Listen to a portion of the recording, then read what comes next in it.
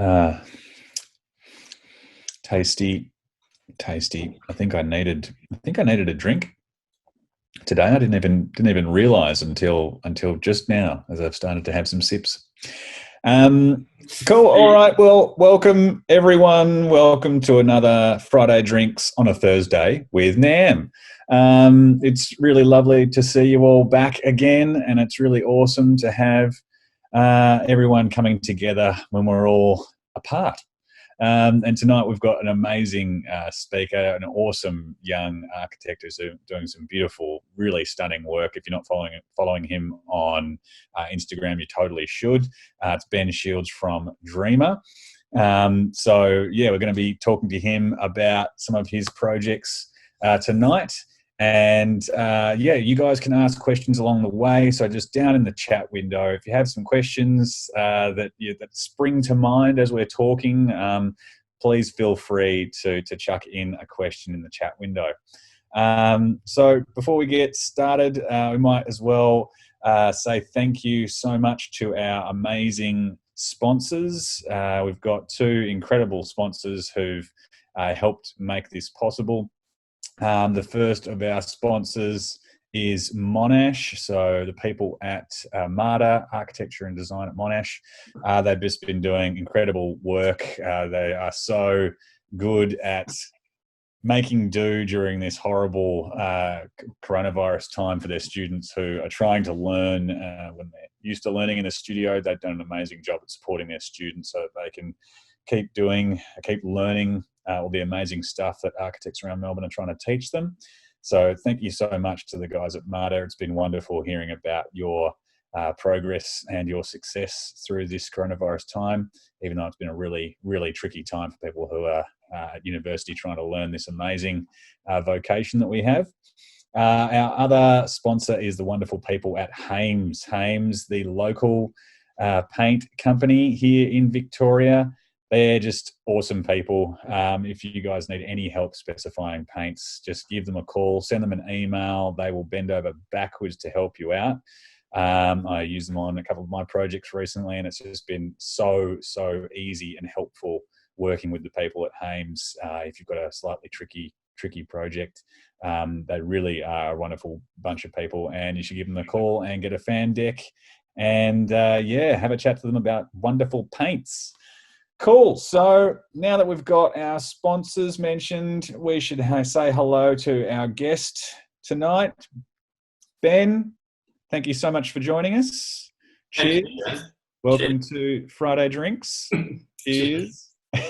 What have you got there? Is it a G&T? It's actually a soda water, Dan, unfortunately. Okay. Just taking it easy tonight. Right, okay. So you don't need any Dutch courage to do your presentation at all? I would like to, but I'm just having a couple of weeks off drinking. Fair enough. I think that's smart. I think that's smart because, you know, it has been a bit easy to go to the fridge. That's what I've found. Suddenly it's 5:30 and starts with one drink a night and then it just goes up. Right. So, I mean, yeah, so I guess you have been working at home during all this coronavirus stuff. I have, so yeah. How have you been finding it and what's been going on? Well, initially, I think it was a bit of a difficult transition. The change, I just remember like when we started at home, you know, there was quite a bit of uncertainty and fear, and going to the supermarket was a little bit terrifying. But it's generally been quite good. Like once we got set up to work remotely, we got all the servers set up. It's been like really quite amazing. Like just having that remote setup for everyone in the office has been really cool. And because we're only a small practice, we've sort of got 4 people, but they're all part-time. But we've only got 2 desks in the office. So right. So going to this remote setup was actually amazing because everyone can work whenever they want. We can catch up via Zoom really easily. There's someone that lives in Glen Waverley, so he can work from home and doesn't have to come in. So it's just been like, from that point of view, it's been like quite valuable for the practice, this experience. But we found that collaboration is like yeah, definitely not as rich, I would say, the collaborative Yeah, it's a process. bit of a mixed bag, isn't it? Like it seems like we are collaborating because we have found it kind of easy to turn on Zoom and get together, sort of artificially, but then at the same time, the collaboration that you really can do or can only do in person, we haven't got. So yeah. Yeah, I agree. Like it's the Zoom is okay. Oh look, Zoom is pretty good, and you can draw on the screen with if you've got an iPad. Do you do that? I haven't done that yet. I mean, I wanna play with that. I mean, I played a really epic game of Pictionary with some mates via Zoom a few weeks ago, and that Yeah. was awesome. But yeah, I want to be a bit more professional with it because it's good, it's useful.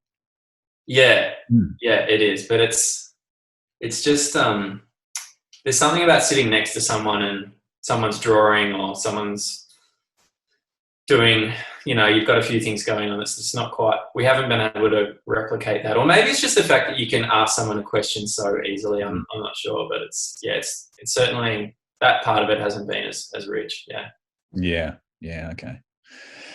Cool. So tell me a little bit about like your practice before we start looking at some photos. Yeah, when did you start? What project did you start with? And yeah, what have you been? What inspired you to start your own practice? Yeah. Okay. Well, we started about 3 years ago. So it was, I think it's coming up to 3 years at the end of this month. And really, I suppose I was doing a few private jobs, and I'd always felt that there was room for something different in the market. And I was really passionate about using design to change, I suppose, change the way we live and work, but maybe start conversations about things. And I think I knew that architecture, we don't do massive amounts of buildings in the housing industry, for example, but the ones that we do well, I think, have an opportunity to kind of maybe start a conversation about some of the things we think are important. So yeah, started the practice with the idea that that I would try and do something different, challenge the status quo a bit, particularly in regards to sustainability and material use. But that's kind of grown into a more holistic kind of ethical view of practicing architecture. Right. Okay. Yeah, so I think I would define the practice as, well, we're an ethical architecture practice, and it seems interesting. It's interesting to say that because there's so many other industries where the brands call themselves, an ethical fashion brand, or like, I suppose an ethical, ethical grocery store, or ethical farmers, but we don't talk about it very much in architecture, which I think is strange, and maybe it's to do with the fact that we're a service-based industry. But yeah, so I think that's how I'd holistically describe what we're about. Yeah, fantastic. Okay. And so did this evolve, like the sort of mission statement or something of your practice? Did that evolve over a couple of projects, or did it feel like it actually evolved in like the very first project that you worked on? It was kind of like, oh, I thought we were just going to be sustainable, but by the end of it, you're kind of like, no, it's more than that. It is like this sort of overarching ethical thing. No, it definitely was an evolution. Yeah. So our first project was 2 sheds, which was the one that we have been sort of promoting quite a lot recently. And yeah, look, it's still an evolving thing, particularly with Berkeley Street. This project, it's about to go into construction next month, which is a collaboration with Breathe Architecture. Working with Breathe Architecture helped as well. But Yeah, I think, it's like a business, I think, is an evolving beast, and there's an opportunity to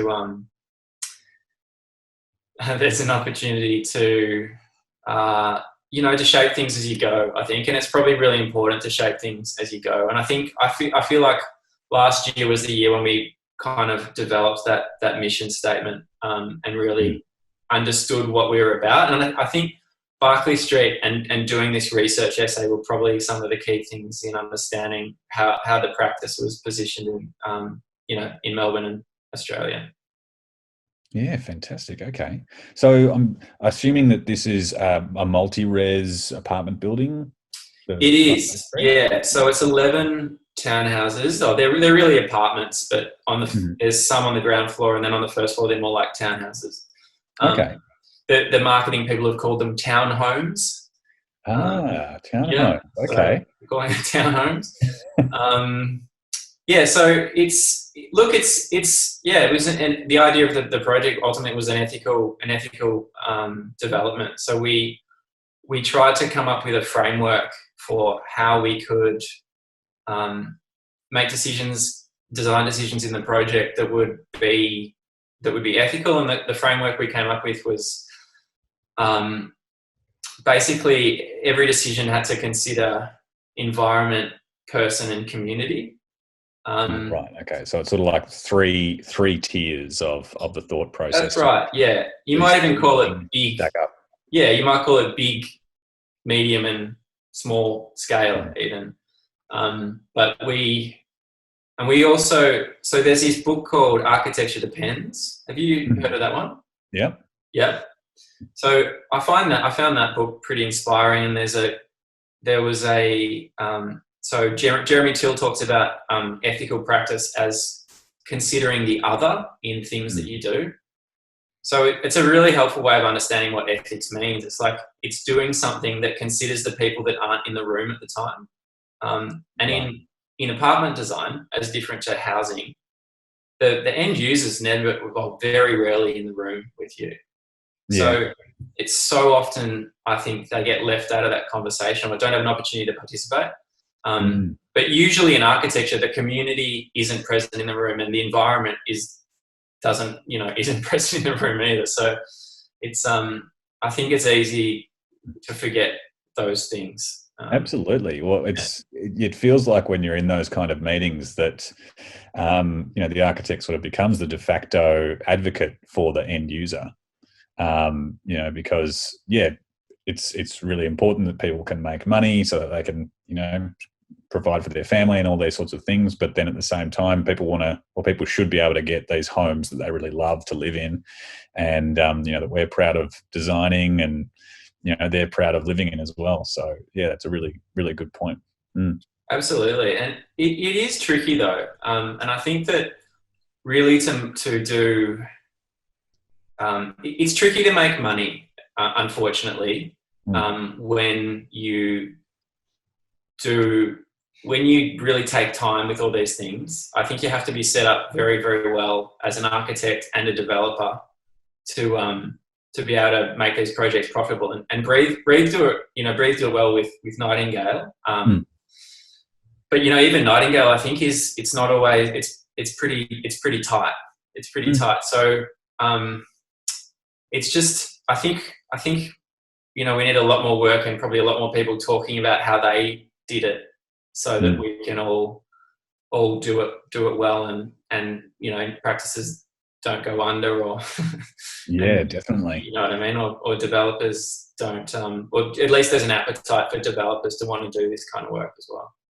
Yeah, well, I think everyone was, really excited about Nightingale because it's got that portion of it where if Nightingale's, if you're going to actually get the Nightingale, name put onto it, that then they're going to actually help you learn how to design and get a little bit of development knowledge as you go along that process. So it's a really good, sort of rising tide lifts all ships kind of mentality, where you're not just being brought in as this sort of plug-in architect person, you're actually all sort of helping each other go through that process. So I think it's really really encouraging way to work, I think.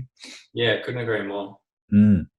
Okay, so this document that we're looking at the moment, is this the Berkeley Street? Is this something to do? Is this all to do with Berkeley Street? Or yeah. So the essay was basically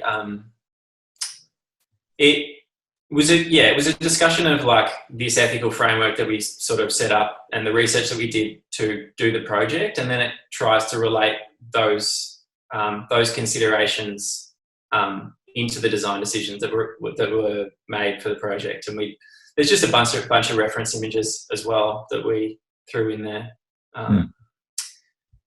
Yeah. Awesome. Okay, cool. So yeah, so you were saying that this project now is about to start construction? Yeah, starting construction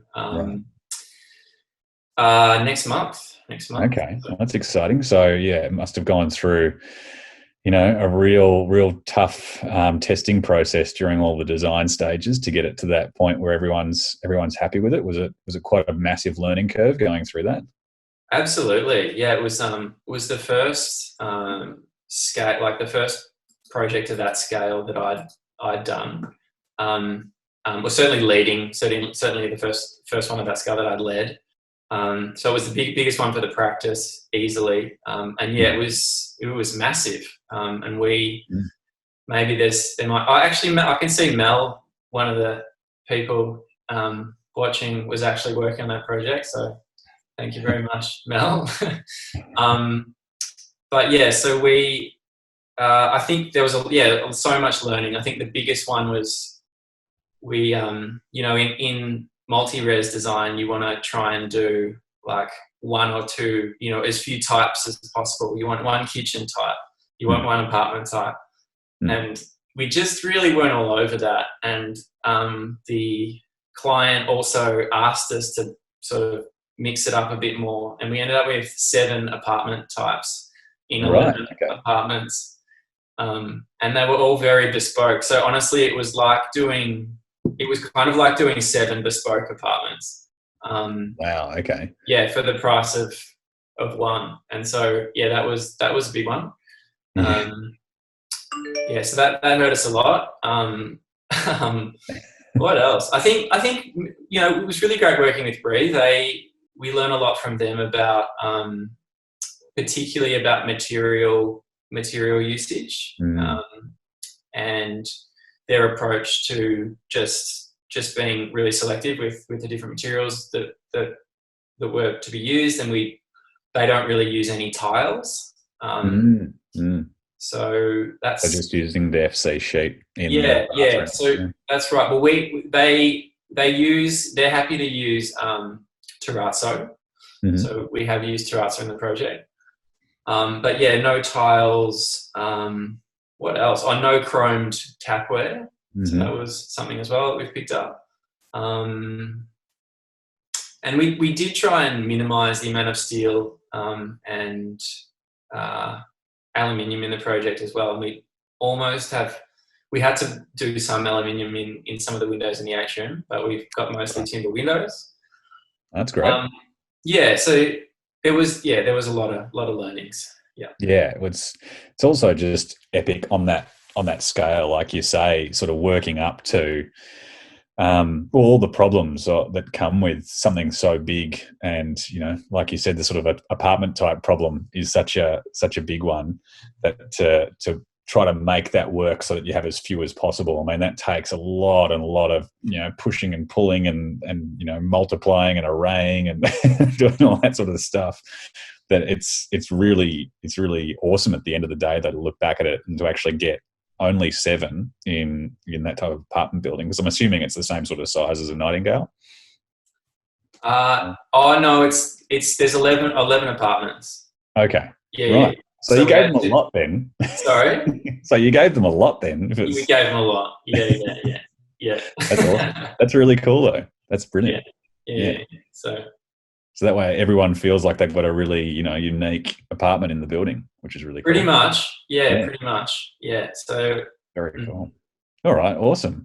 Well, what was the next project that you wanted to talk about? Were you going to talk about 2 sheds next? Yeah. So do you want was there a PDF? Do we show the PDF? Yeah, I think Akila's got your stuff. There we go. Thanks, Akila. Okay. So what's this? Yeah. So can I just admit, when this came across my Instagram, I was just like, yep, yes. Someone did this beautiful, gabled roof house. It's so simple. It's so smart. It's so stunning. It's like so Australian as well. Can you tell us a little bit about the beginning of this project to see sort of what the genesis of it was? Yeah, sure. Mm. This one was a really interesting one. Like it's got, I think the story is quite good. So it came to me basically, really before the practice had started. Right. And basically it's the clients were Roger and Jane Nelson, who Roger is the managing director of NH Architecture. Oh, wow. Okay. Yeah. So Roger and Jane had spent 7 years doing a design for this site that they bought in 2010, and they'd managed to get a town planning permit, and we were brought on board, or I was brought on board to do the interiors. And ultimately, like after a number of conversations with them and some workshops, basically, for a number of reasons, I proposed that we do a new concept. Wow. And it kind of went from there, I suppose. Yeah, we're ultimately engaged for the full thing. And straight away, you don't get many opportunities to do buildings on sites like this, really in your life, I don't think. So I knew straight away that it was going to be pretty important. But yeah, so I suppose through those conversations, I heard this story from them about escaping from the city, escaping from noise and stimulation, and a bush retreat. And I've spent a lot of time driving from Melbourne to Anglesea, and there's a number of agricultural buildings that I'm familiar with along that strip of road. But in addition to that, I think I'm really interested in the idea of the familiar, and how we can use familiar design languages like verandas or gable roofs to kind of engage people with things that are quite contemporary. So for this project, it is quite a contemporary house, but that putting it in that kind of more traditional typology where you've like a cottage or a cabin or an agricultural building, I think it gives it some sort of nostalgic engagement for people that I really like. And it's just really simple. It's just a veranda. It's not, it's just a gable roof. So, I think that was special. I actually love verandas. I don't really know why, but I think it's something about they're inside just fantastic. And out. They're great outdoor spaces. They serve two purposes. They're places you can hang out and also places to walk through to get you somewhere. I don't know. There's a lot that I like, that I gravitate towards with them. And it's just, also just like in this photo, it's more like a painting, the composition of it. it's really stunning. And can you tell me a little bit about it's almost like a really great, I'm not sure if you have a photo from above or a plan, but it's a wonderful sort of diagrammatic thing almost, where it sort of seems like it's a chocolate bar that then sort of got broken in half. And what was the reason for that sort of break to get the two buildings turning into? Maybe we could go to the next page. Or maybe go one more. Maybe I didn't put it in. Oh, sorry, I didn't put it in. That's the break. That was maybe we go to the next one. That's great. Yeah, so the clients really wanted to have very distinct zoning in the house. And this was also a carryover basically from their original design, which is really, there's no similarities between the two designs, except for the fact that they had the living and the sleeping sort of areas separate. And we located this building in the footprint of their original design because they'd been through such a difficult process with town planning and getting a bushfire management report done and understanding what the bell rating was. If we located this building in that footprint, we actually didn't have to go back to town planning. So right. Yeah. So there was all sorts of kind of strategy involved, and it's pretty interesting when you've got your client is like a really senior architect that knows how to work the system a bit. So that was really cool. But yeah, so basically it was about zoning, breaking the house in half. My girlfriend actually also calls it like a broken biscuit. Yeah. But yeah, so it meant that there's a lot of privacy between the living and the sleeping. And when you're in the sleeping wing, you've got, it's very quiet, and you've also got, they all have doors out onto the verandas. So it's almost like being in your own private hotel room where you can access out onto the grass. They're almost like little units. And it also meant that there was an opportunity for this like central terrace kind of communal space where the family could come together, because they're quite, they're really into outdoor living. So very cool. Yeah. Yeah, no, I love it. I love this. Yeah, just such a nice little move. I think that's so nice. And is that copper or brass on the door? Yeah, it's brass. It's brass. Wow. It's so good. And are there no gutters? No gutters. Yeah, no gutters. So that was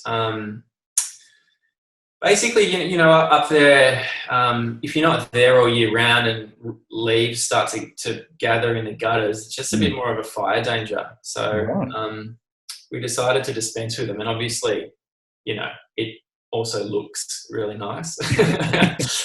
Very crisp. So crisp, yeah. But it was about the chance of ember fire through kind of ember attack. Yeah. Yeah, nice. And is it just a spoon drain underneath or something like that, or? It is a spoon drain underneath. Yeah. Right. That's very smart. Awesome. All right. Well, let's have a look at that awesome internal photo as well. So your internal materials are beautiful. What have we got in there? So the exterior of the house is the charred ironbark, and then internally it is messmate, raw messmate, and the client went with. We were very happy that ultimately they were happy to go with completely raw internal timber. So that's on the ceiling lining that you can see there, and then so there's a big joinery unit on the left there, which is all messmate veneer. Wow. And then the black is that same messmate veneer but stained black. And that black box is basically a kind of big box that holds the kitchen, the kitchen joinery, the laundry and powder room, and it helps. In that living shed, it sits in the middle, so that you've got kitchen and meals on one side, and then on the other side you've got the living space. And it's something that we quite like to do at Dreamer, but the client was really into as well. But I'm not that into like open plan living anymore. Yeah. And I'm not into it either. Yeah. It seems to be something as well that people have felt a lot with the COVID stuff, because it meant that when parents had children at home, parents couldn't go anywhere to kind of get away from their children and relax. So, or even get away from your partner. I don't know, but yeah. So we tend to try and split up the living spaces, but just having this joinery box meant that they were still connected, but not completely distinct. Right. Yeah. Yeah, that's very nice. I like that a lot. Cool. Okay. Well, I think the next project is different. Yeah. So we're moving into the urban environment, I think. Yeah, sure. Yeah. So this is a render of Berkeley Street. Okay. We were just chatting about. Yeah. So it's in an existing brick warehouse, and obviously the brick part in this photograph is existing, but the visualization studio, Mr. P, everything else is rendered in. So so it was the 1940s, or maybe maybe a bit earlier, maybe 1920s. It was a textile factory, and most recently it was just like an auto spray place. And so we have tried to retain, I suppose, going back to my earlier comment about ethical architecture, this kind of falls into the community part of it. So trying to retain as much of that brick facade as possible. And in this building, we've really, we've actually returned that brick facade to probably closer to its original state than it is now. So I think that was a big win, and that's something that also council pushed us to do as well. We are an earlier design. Yeah, I think it's worth mentioning because, you know, we often talk about how difficult council makes our lives, but I think in this instance, you know, Moreland pushed us to do something that really didn't detract, or, you know, we just had a few additional openings basically, and they pushed us really hard to not do that. And I think it's definitely going to benefit the street a lot more. And I think it's really powerful for the building. Yeah. So I think that was a good thing. Absolutely. Well, I mean, we've just had a question that sort of speaks to something about, you know, the retaining of the existing brick building with your ethical, the ethical practice that you have at Dreamer. How do you feel about demolition in terms of ethical architecture? And, you know, some builders will say, oh, it takes a lot of time and effort, sort of sorting bricks and sorting materials and all that sort of stuff. How do you sort of feel about that, especially for larger jobs? Yes, I think retention is always the best thing you can do if it's possible. And it isn't always possible, but I think, you know, repurposing a building is always going to use less material than starting from scratch, you know, and starting from scratch uses a lot of material, and the construction industry uses, I think it's like 38% of the world material usage each year, which is just mind-boggling when you think about it. Just crazy to think in those numbers, you know. There's a 38% of just materials. You don't even need to, you know, make it more specific. It's just all materials, 38% of them goes into construction. It's mental. Crazy. But I think just sort of like it is hard to make that argument, I think, to clients for retention. And it also is hard because I think renovations, like, you know, like an $800,000 renovation as opposed to an $800,000 new house, like, I would say that renovation is going to be more design work. And I think, you know, I suppose the argument we need to make is like, is about quality over quantity.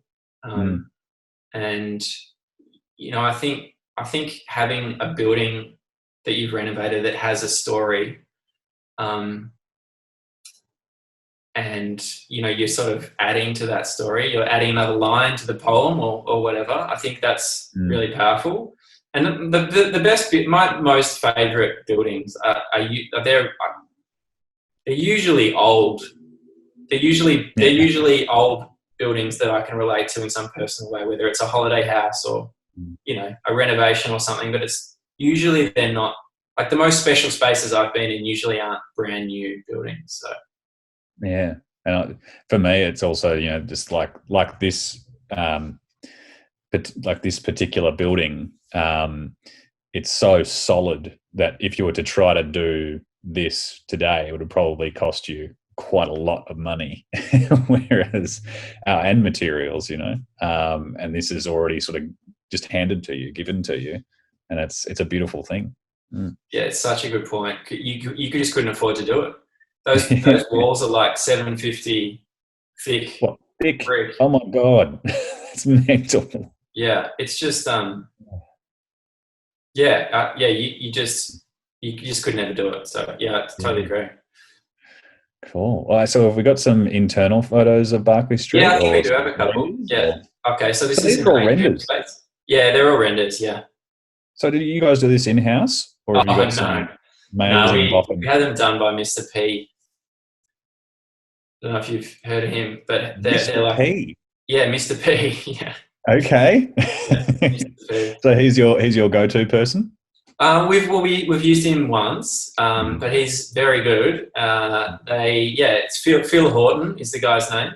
So I think they work out of Crown. They've got a studio of like 15 people, and they did an amazing job, and it was really fun to work with them. And it was so cool when when they do the plants, they find out what the species is, and then they have this software that like grows the plants. What? And they were like, I don't know if this is true, because I feel like it can't be true. But they're like, I was like, at week 2 we were like, oh, so how's it all going? And then like, yeah, cool, we're just growing all the plants at the moment. So it's taking time. See, this is what artificial intelligence needs to be focusing on, is growing more plants for renders. This is amazing. Yeah, you're right. Incredible. Right. Awesome. So what we're looking at now, is this sort of behind, what part of the building is this? Have we gone now behind the big 700 millimeter thick external wall, and now we're looking at the new apartments behind? Yeah, that's right. So in the middle of the building is a kind of central outdoor atrium space. And so this is, and that's where most of the entries to the apartments are located. So this is that space. And we employed, and Mel, who's here again, worked on the project. So thank you, Mel. But we employed voids at kind of differing scales in the apartments to bring in light and air. So this was the biggest void, and it's almost like 2 buildings behind that. Within that big existing kind of brick wall, there's basically 2 buildings with this big central void. Again, though, this building is, I'm really glad that we've had the opportunity to, it's going to be great. And I love the building, but it's, a learning experience for young architects would be, if you can avoid, like when you do a central courtyard essentially in a building, sometimes you forget that actually means you've got to do another 2 or even 4 facades. So yeah, right, of course. It's just something to think about, because it all, it's, if you haven't got the fee, maybe it's not the right thing to do. So that is such a good point, because courtyards are beautiful and they're going to let light in and all these sorts of things, but that's such a good point. It's extra external walls. It is. Yeah. Okay. Very cool. And are there some renders from inside the apartments? Yeah. Oh, stunning! Look at that. So we wanted to pursue using timber windows and doors, which, aside from the fact that it reduces aluminium in the project, that idea of the familiar, again, I think is important, and it came through in this part of the project. I think there's something special about opening up like a double door, like French doors out onto a terrace, that I suppose, sliding doors are, you get a bigger opening area, and there's definitely some functional advantages, but we wanted this to feel like a house. We wanted these apartments to feel like houses. So those double doors were really key in communicating that kind of feeling. Yeah. No, it's so nice, and it's a really nice, domestic scale. You wouldn't feel like you're in an in an apartment building in those. Yeah, that's right. They're quite the 3-bedroom. They're quite big, those. So I think they're 150 square meters. So. Oh wow, that's huge. Yeah, and what you can't see behind, but there's the kitchens have a void that's a double height void in the space, which gives light down onto the kitchen. So the developer was open to exploring, using these voids to bring light in, and it's an interesting conversation because, for them, usually developers just want maximum floor area, right? So if you put voids in the building, you can't sell those apartments for as much money in terms of floor area. So they were open to, potentially compromising some of their return on by having a design outcome that was really good for the people that inhabited it. And we felt like that was an ethical thing to pursue as well. Yeah, definitely. It's really awesome to hear that sort of trickle down ethical approach. It's not just, reducing energy or reducing material use. It's so many different things down the line. Yeah. Cool. So that was a lovely render that comes next to these smaller courtyards. That must have taken a lot to convince the developer to let you get away with these little guys. Or was that mainly to get some light into that? Is it a bathroom or a bedroom? Yeah, so these were really to get light into the bedrooms, because the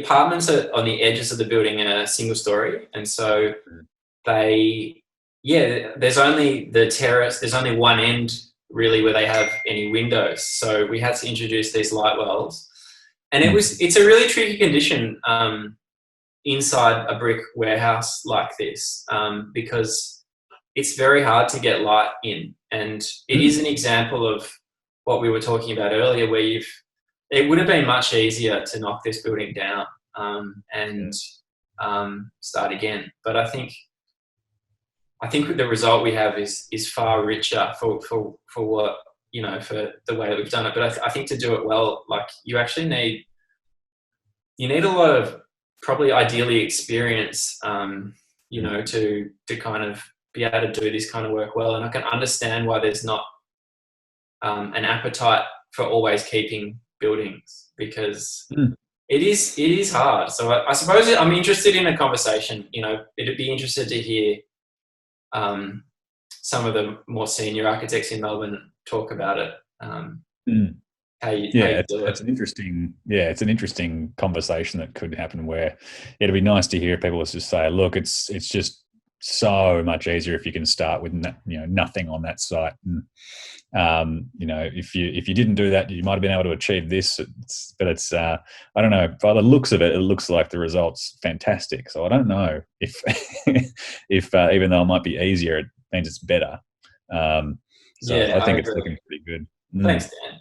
No, I'm just going to give you credit where credit's due, man. So, all right. So, have we got some more renders of Berkeley Street, or I think that was it. I was only instructed to include 5 images or 6 images. So we're very strict. So, so you mentioned before we got chatting about some research that you've started to do. So, tell us a little bit about that. I want to know more about this research. Well, I might have been talking about was I talking about the Berkeley Street research essay? Maybe it was the essay that we sort of saw a little bit of at the very, very beginning, but we didn't go into that too much. Do you want to tell us a little bit more about that essay and sure. The meat of it? Look, I tell you, I think I think we've actually covered a lot of the things, but I suppose initially that it was about developing that ethical framework to help us make decisions. We noticed that some of the fashion brands in Melbourne in particular had these were promoting themselves as ethical brands, and I suppose I found it strange that we don't have that kind of conversation in Australia. And then so some things I could tell you about. So one of the other things we did as a way of kind of growing the reach of the project was and part of that community part of the, when we sort of started to look at how we could increase the kind of community engagement of the project, we decided to collaborate with 3 local makers on the project. Okay. Mm-hmm. So there was these 3 moments in the project that people would experience going from the entry into their apartments, and it was there's a bench, like we're calling it a rain bench because it sits halfway outside and halfway inside, and then when it rains, water trickles down the bench into. That's getting a bit fancy. That's getting a bit fancy, man. Yes, it is getting a bit fancy, isn't it? Sorry, Dan. And then we collaborated with so that was with a company called BMDO, And then there was another company we collaborated with called Rosan, who work out of, I think they're out of Kyneton or Castlemaine, and they work they make like beautiful steel and brass things. So we worked with them to create this amazing door handle, and they have this kind of flaky steel, like this amazing texture that they can make in their forge. So it's this really amazing door handle. And then finally we worked with ambience lighting to create like a pendant light for the kitchen island benches or the living tables. And I suppose the idea was that it meant that those people would share the project with their community. And it also meant that they were engaged in it and cared about it. But I love the idea of a non-architect bringing some design to a building, because buildings are so big. And I think we pretend that we want them to be, and maybe we kid ourselves that they're these perfectly rational, immaculately executed things, but often they're a mess. And like, I think that even really sometimes the best ones are just like a ramshackle collection of things. So I love the idea of other people contributing to the project and having their own take on some of the themes that we were trying to explore, and it was really cool. Yeah, absolutely. Well, it's a lovely, it gives a building lovely flavour if it's got some craftspeople who are working on it as well. It's not, we don't always just have to go and specify things from some of the bigger companies that are around there. It's really nice that you're working with artisans and craftspeople and fabricators who are locals. So someone's just asked a question: what was it like working with or collaborating with a larger practice? Did you find there needed to be some alignment from the outset, or was there times when there was a few creative differences? Yeah, good question. I think it was a learning experience in lots of different ways. I think working with a big practice, what you notice is that they've got all this capacity and they've got mechanisms to like do stuff. They've got someone in the practice. Breathe has someone in their practice that's this amazing interior designer, and so often they like go to her for interior design, or they might have more by now. And then there's other people that are just like, it's sort of a bit more of a machine. And they also have, when you're a young practice, you don't have just as many documents set up. You don't have schedules that help you calculate, cost or areas or whatever. You might, but you're less likely to have the full spectrum of stuff. So getting all that stuff from Breathe was super helpful. And then I think the process they knew really well, whereas we didn't know that well. Was the first time I'd led a project of that size.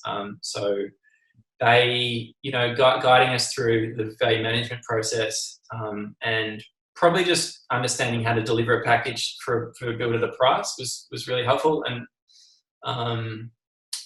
I think the challenging thing was like working, because they did the fee for the project. They wrote the fee proposal. And so the fee proposal was really set up for the way that they work. And it wasn't set up so well for the way that Dreamer works. We tend to do more work in the design development phase and less in the construction documentation phase, and they do it the other way around. So that was a learning experience too. It's like, if you're going to do a collaboration, make sure that the fee works for everyone in the team. Because you can run into trouble. And I suppose in terms of the creative differences, I would say not really. They were very supportive of what we wanted to do,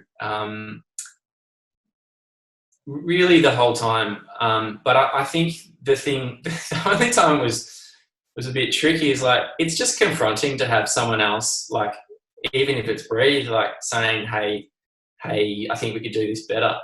Like when someone comments on your work like that, sometimes it can be a bit difficult. So I think I being can imagine open. it after uni, it's sort of, and when you've also started your own practice, there's an element where you think, oh great, I don't have to have crits or or when I do this, as long as I'm checked with my team, then we're like, yeah, cool, we're all good to go. But it's one of those things, I think, where everyone's just sort of helping each other out and looking out for each other and having each other's backs. So it's, at the end of the day, it's going to have a great result, surely. Definitely, yeah, definitely, and they're actually at Breathe. They've got a culture of being really open to peer review. I think, and I think they have they're pretty open to anyone in the practice sort of commenting on design, which is probably not as common in a practice. I think we tend to be a bit more hierarchical, and so it was just really great to witness that. And it definitely benefits the project. And some of the great moves that one or two of the great moves that came out of the project that really, really shifted it for the better from Marie, who works at Breed, who was the project architect working with us. So. Very cool.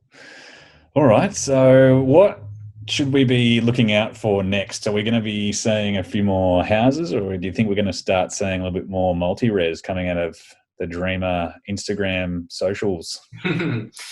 We've got a house that is finished that we'll be photographing soon. So that's a renovation. So that will be out in the next probably 6 months. Awesome.